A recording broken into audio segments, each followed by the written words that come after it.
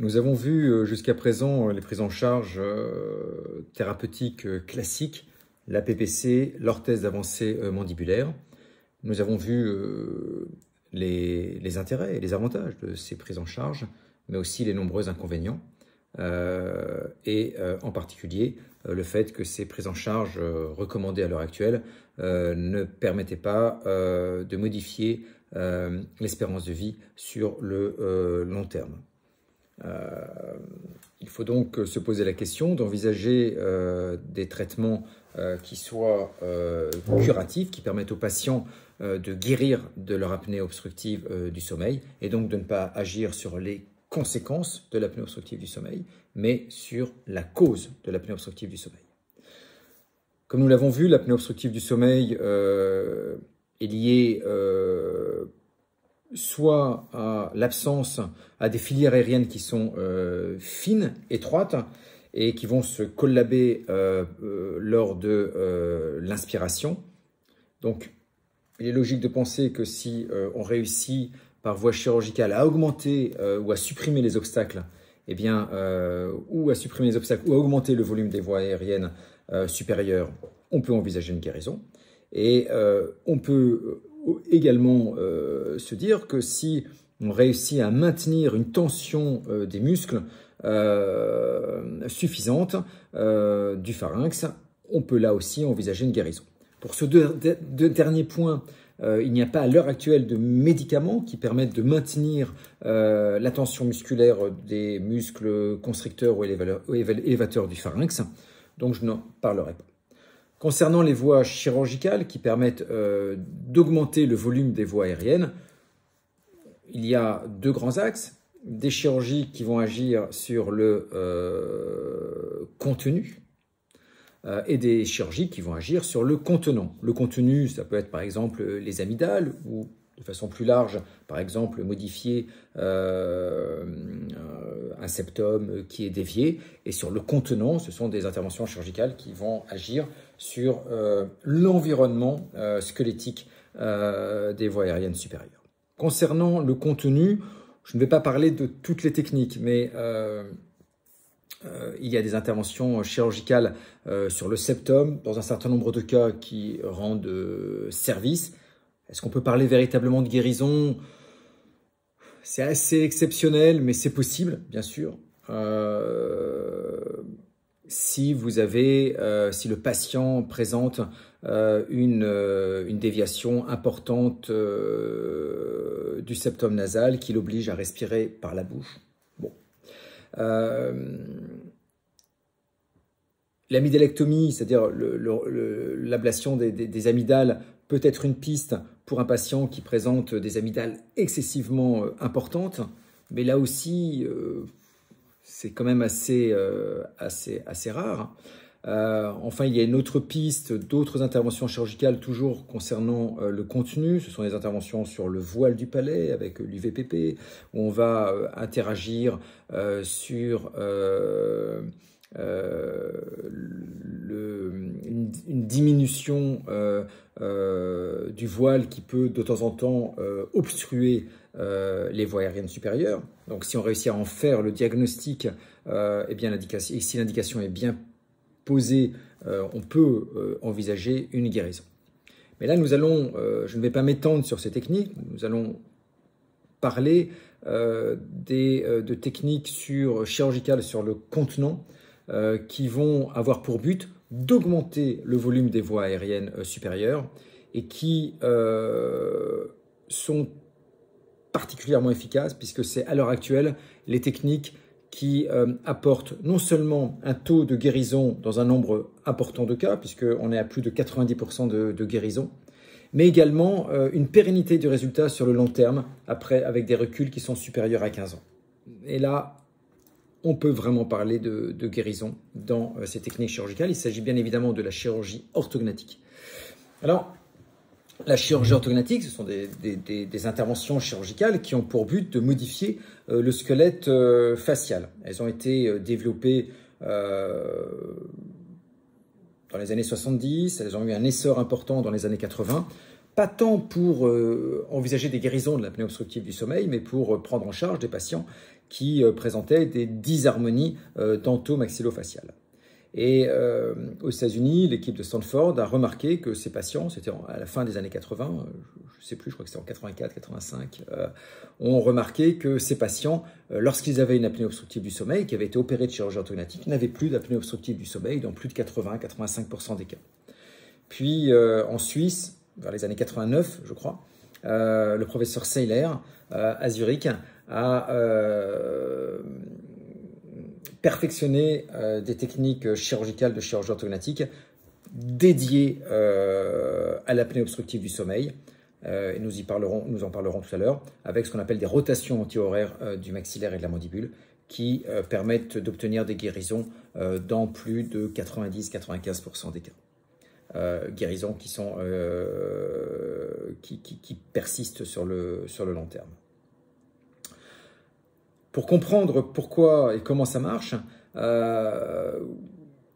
globalement, on peut, de façon très schématique, hein, c'est pas la réalité anatomique, mais on peut le résumer de la façon suivante. Le pharynx va être limité en arrière par les vertèbres. Les vertèbres, on ne va pas les bouger. Il va avoir comme limite en avant le nez avec le voile, donc le maxillaire. Ça, on peut toujours modifier le maxillaire en supposant qu'on l'avance. Donc on va écarter alors dans ces conditions le pharynx. Il va être limité également un petit peu plus bas par la base de la langue. Même chose, si on réussit à avancer la langue d'une façon ou d'une autre, on va augmenter la lumière du pharynx. Et latéralement, on peut dire qu'il va être cerné par les branches montantes de la mandibule.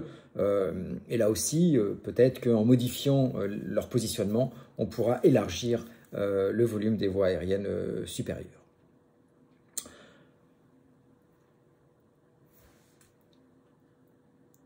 Il faut savoir également qu'il y a deux muscles qui nous importent et qui vont jouer un rôle.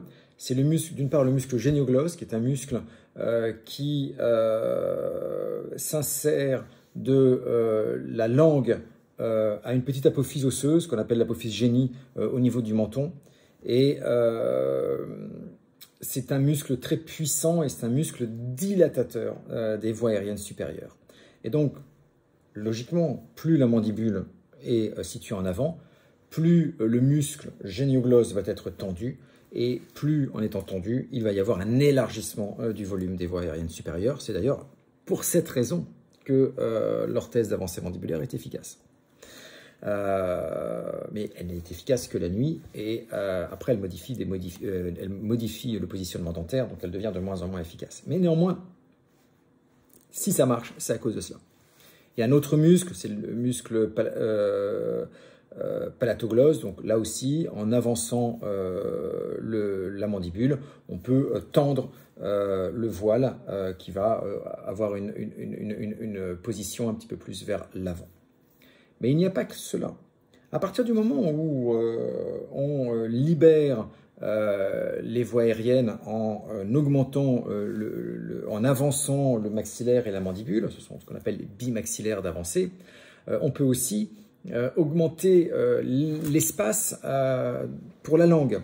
C'est-à-dire que le patient qui va avoir un volume buccal plus important va pouvoir positionner sa langue, non pas de façon rétrusive, mais plus de façon physiologique, spontanément vers l'avant, et lors de la déglutition en haut et en arrière, c'est-à-dire qu'on va retrouver une déglutition physiologique, et c'est très important car lors du sommeil, l'un des grands facteurs de risque de l'apnée obstructive du sommeil est lié au fait que la langue va se positionner en arrière et va fermer l'espace du pharynx. On le retrouve déjà d'ailleurs très bien sur le scanner des voies aériennes supérieures.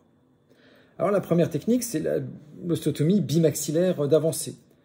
Donc idéalement, on fait une préparation orthodontique dont le but est de mettre les axes dentaires en bonne position, c'est-à-dire que vous savez que les dents ont des positions physiologiques au niveau de l'arcade maxillaire, au niveau de l'arcade mandibulaire, Et on va, pour des patients en particulier qui ont des classes 2 squelettiques, décompenser les structures dento-alvéolaires, c'est-à-dire qu'on va permettre aux dents de retrouver un axe non seulement physiologique, mais qui va être donc, qui va révéler la classe 2 squelettique.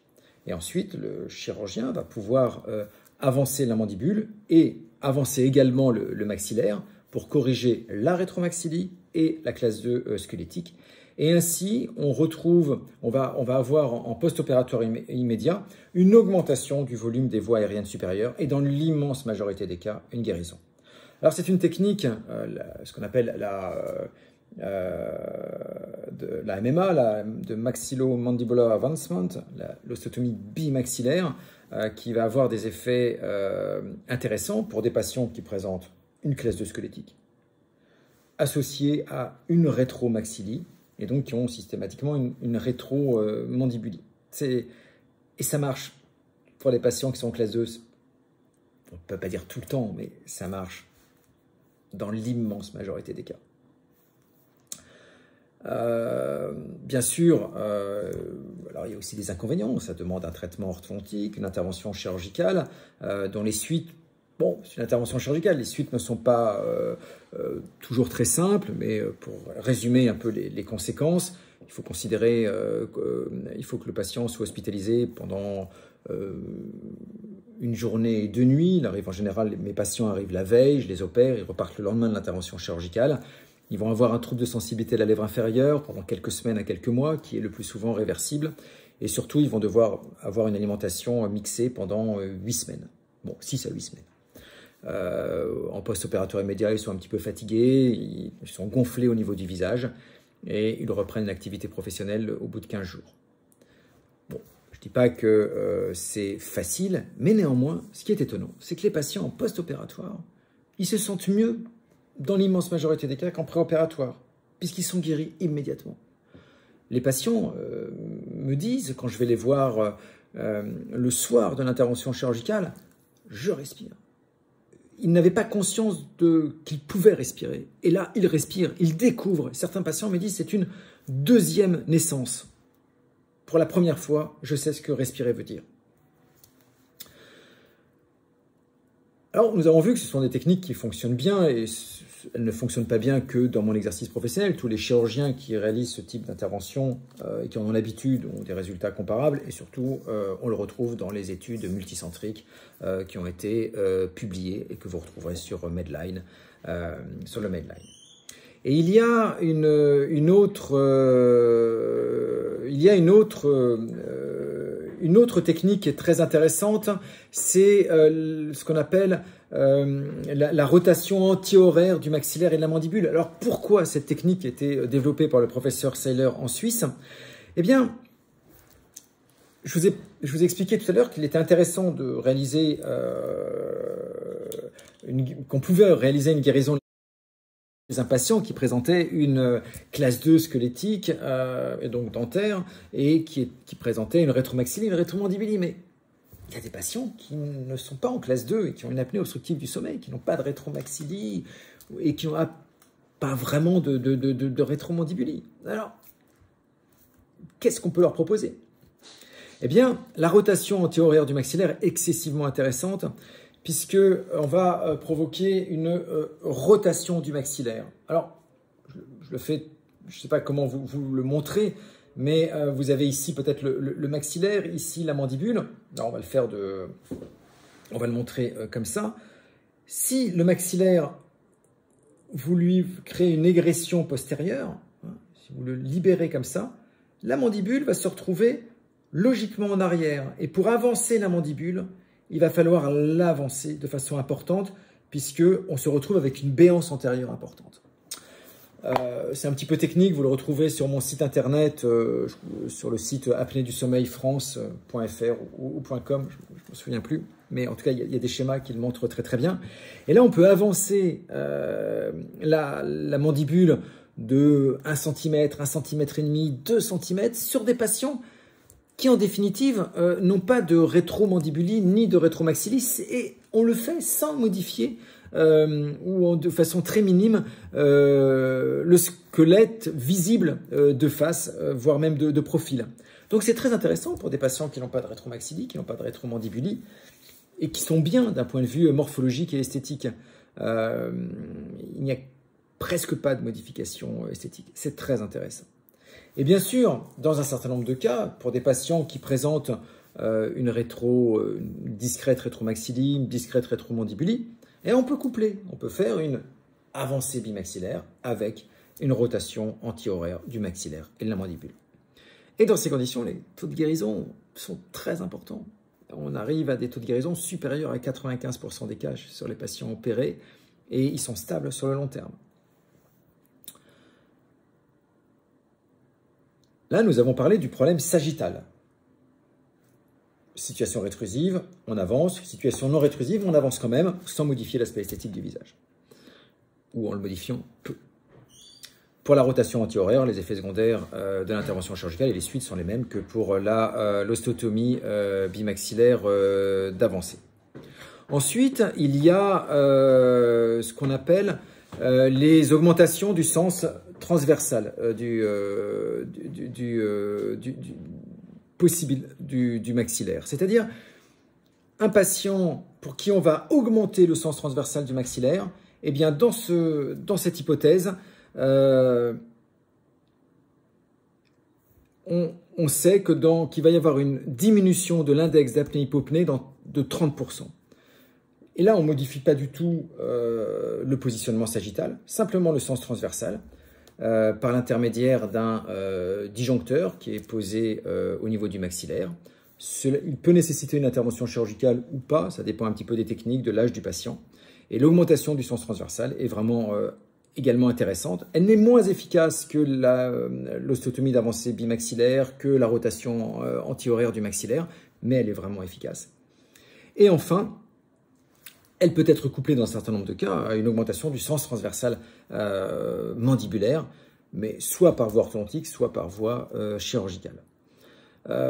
Donc, ce sont des techniques osseuses qui ne concernent pas directement le pharynx, mais qui vont augmenter le volume de ce dernier et permettre aux patients de guérir.